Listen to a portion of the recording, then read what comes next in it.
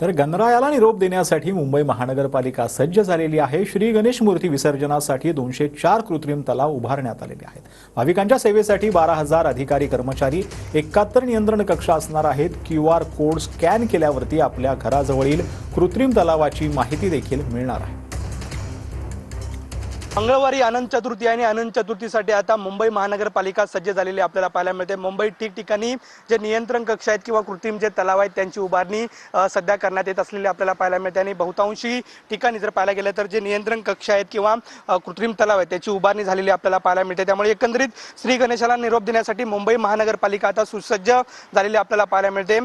मुंबईत एकूण 204 कृत्रिम तलाव तयार करण्यात आलेले आहेत आणि इतर सुद्धा सुविधांची जी आवश्यकता आहे ती महानगरपालिकेकडून करण्यात येत आलेली आपल्याला पाहायला मिळते। भाविकांच्या सेवेसाठी जवळपास 12,000 अधिकारी आणि कर्मचारी अनंत चतुर्थीच्या दिवशी तैनात असणार आहेत।